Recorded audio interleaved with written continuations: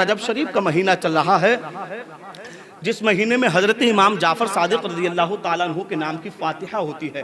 घरों में लोग आपके नाम की फ़ातिहा करते हैं, आपके नाम का चर्चा करते हैं और जो है आपके नाम की फ़ातिहा ख़वानी का प्रोग्राम बड़ी धूमधाम से मनाते हैं, बड़ी धूमधाम से मनाते हैं। इतनी धूमधाम से मनाते हैं कि 200 रुपए की मजदूरी है और कर्जा भी 2-2 हज़ार रुपए का ले लेते हैं। जो नमाज फ़र्ज है, इमाम जाफ़र सादिक़ रज़ी अल्लाह ताला अन्हु को तकलीफ़ होती है जब तुम नमाज छोड़ते हो। इमाम जाफ़र सादिक़ रज़ी अल्लाह ताला अन्हु कौन है? इमाम जाफ़र सादिक़ रज़ी अल्लाह ताला अन्हु इमाम ज़ैनुल आबिदीन की औलाद में से हैं, इमाम हुसैन की औलाद में से हैं, नबी की आल में से हैं।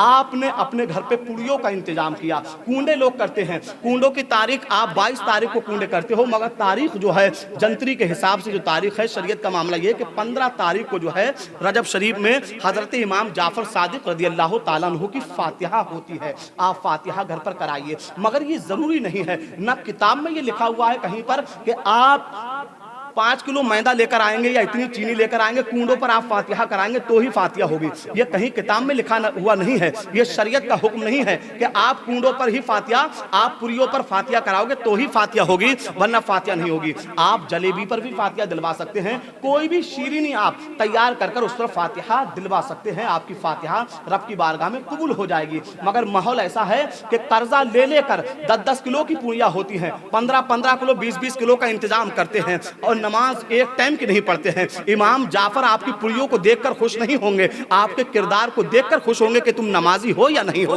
तुम सच बोलते हो या नहीं बोलते हो। इस चीज से इमाम जाफर को अगर खुशी पहुंचाना है, इमाम जाफर को अगर खुश करना है, तो इमाम जाफर ऐसे खुश होंगे। और इमाम जाफर नबी की आल है और नबी की आल से हम फैज लूटते हैं और इंशाअल्लाह ताला उल अजीज लूटते रहेंगे। नबी की आल की मोहब्बत में जो जिंदगी गुजारता है, जो नबी की आल की मोहब्बत में खर्च करता है, आले रसूल के नाम पर जो खर्च करता है, वो दुनिया में भी कामयाब रहता है और मरने के बाद भी कामयाब रहता है। आओ हजरत इमाम हसन, इमाम हुसैन और हजरत अब्दुल्ला बिन जाफर का एक वाकया सुनो। हजरत अब्दुल्ला बिन जाफर और हजरत इमाम हसन, इमाम हुसैन एक मर्तबा अपने घर से हज के सफर के लिए निकलते हैं। जब आप हज के सफर के लिए निकलते हैं, रास्ते में पहले लोग जब जाया करते थे, एक सवारी पर वो सवार हुआ करते थे और दूसरी सवारी पर वो अपने खाने पीने का सामान रखा करते थे। जैसा कि ऊंटों से अगर लोग जाया करते थे तो एक ऊंट पर खाने पीने का सामान रखा हुआ होता था, चादर वगैरह लिहाफ वगैरह रखा हुआ होता था और एक से वो सवारी किया करते थे, सफर किया करते थे। एक मर्तबा ऐसा हुआ, हजरत अब्दुल्ला बिन जाफर हैं, हजरत इमाम हसन इमाम हुसैन सफर कर रहे हैं, हज के लिए आप जा रहे हैं, मगर जिस ऊंट पर आपका सामान रखा हुआ है खाने पीने का, वो ऊंट कहीं पीछे रह जाता है। आप बयाबान जंगल में पहुंच जाते हैं। जब आप जंगल में पहुंचते हैं, भूख की शिद्दत होती है, प्यास की शिद्दत होती है। जब आपको प्यास की शिद्दत हुई, जब आपको भूख की शिद्दत हुई, तो आप तलाश करते हैं खाने पीने का कोई सामान, आप तलाश कर रहे हैं खाने पीने का कोई इंतजाम देख रहे हैं, मगर कोई इंतजाम नजर नहीं आ रहा है। थोड़ी आगे और बढ़ते हैं, एक छप्पर नजर आता है, एक झोपड़ी नजर आती है, उसमें चिराग जलता होता है। आप झोपड़ी के करीब पहुंचते हैं, देखते क्या है, एक ज़ईफा बैठी हुई है, एक बूढ़ी खातून बैठी हुई है। कहा, ए सुनो, हम कुरैश खानदान से हैं, हम फला जगह से आए हैं, हज के सफर के लिए जा रहे हैं, क्या हमें कुछ पीने के लिए मिल जाएगा? कहा, हाँ दूध है मेरे घर के अंदर। दूध दे दिया गया, पी लिया, प्यास की शिद्दत खत्म हो जाती है। कहा, प्यास तो बुझ गई है, कोई खाने पीने का इंतजाम है, कोई खाने के लिए इंतजाम है? कहा, खाने के लिए कोई इंतजाम नहीं है, मेरे घर के अंदर एक बकरी बंधी हुई है, इस बकरी को ज़िबा कर कर इसका गोश्त खा लीजिए, आपकी भूख की शिद्दत मिट जाएगी। कहा, ठीक है। बकरी को ज़िबा किया गया, बकरी का गोश्त खा लिया गया। बकरी का गोश्त खाने के बाद हजरत इमाम हसन इमाम हुसैन ने कहा, ए ज़ईफा, कभी ज़रूरत पड़े हमारी हमें याद करना, मदीना में आना, कभी हमारा नाम लेना, कभी आना हमसे मुलाकात करना। ये कहकर इमाम हसन इमाम हुसैन अब्दुल्ला बिन जाफर आगे बढ़ जाते हैं। आप वहाँ से चले जाते हैं। जाने के बाद उस ज़ईफा का शौहर घर पर आता है। जब शौहर घर पर आता है, देखता है बकरी कहाँ है। कहा, बकरी, मैंने कोई मुसाफिर थे, हज के लिए जा रहे थे, मैंने उनको बकरी का गोश्त खिला दिया। शौहर नाराज हो जाता है। शौहर नाराज हुआ, तुमने कैसे खिला दिया? अब हमारे पास कोई सामान भी नहीं है जिससे हम दूध पीकर अपनी प्यास को मिटाएं। हजरात गिरामी शौहर नाराज हुआ, खातून पर माहौल ऐसा हुआ, कुछ दिनों के बाद तंग दस्ती आ गई।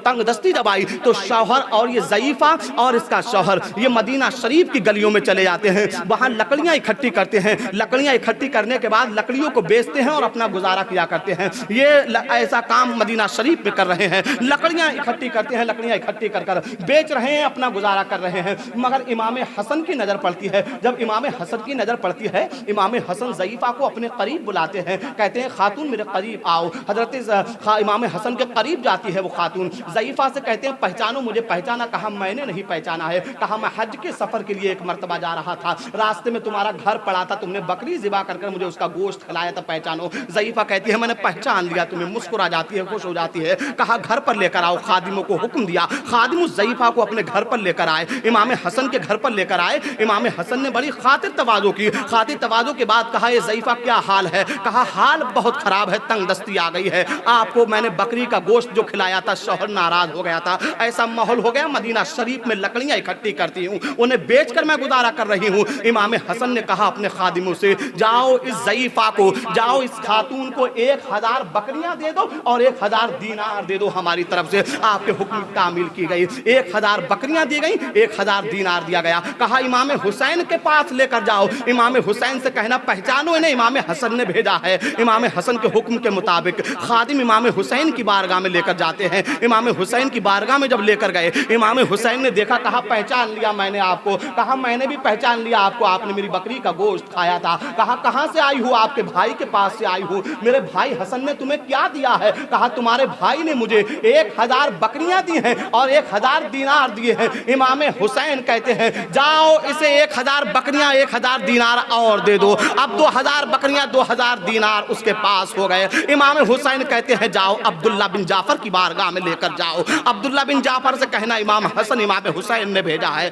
हजरत गिरामी खादिम अब्दुल्ला बिन जाफर की बारगाह में लेकर जाते हैं। अब्दुल्ला बिन जाफर देखते हैं, देखकर खुश हो जाते हैं, ज़ईफ़ा मैंने पहचान लिया, मैंने भी तुम्हें पहचान लिया। एक मरतबा तुम मेरे थोड़ी देर के लिए मेहमान हुए थे, मैंने बकरी का दूध पिलाया था, तुम्हें बकरी ज़िबा करके उसका गोश्त खिलाया था। कहा क्या हाल है? इमाम हुसैन की बारगाह से आ रही हूँ। तंगदस्ती का माहौल हो गया, मगर इमाम हुसैन ने गनी कर दिया है, माला माल कर दिया है, अब किसी के आगे हाथ फैलाने की जरूरत नहीं है। कहा एक खादिमो सुनो, इमाम हुसैन ने क्या दिया है? कहा इमाम हसन इमाम हुसैन ने 2000 बकरियां दी हैं, 2000 दीनार इन्हें दिए हैं। हजरत गिरामी अब्दुल्ला बिन जाफर कहते हैं जाओ 2000 बकरियां और 2000 दीनार और दे दो। 4000 बकरियां और 4000 दीनार लेकर जब अपने शौहर के पास हाजिर होती है, कहती है सुनो, जिनकी मैंने खिदमत की थी वो आले रसूल थे, जिनकी मैंने खिदमत की थी वो नबी की औलाद थे, उनकी खिदमत का सिला ऐसा मिला है, ऐसा मिला है कि 4000 बकरियां मेरे पास हैं, 4000 दीनार मेरे पास है। खिदमत करने के सदक़े तुफैल अल्लाह ताला ने इतना गनी मुझे कर दिया है, अब किसी के आगे हाथ फैलाने की जरूरत नहीं है,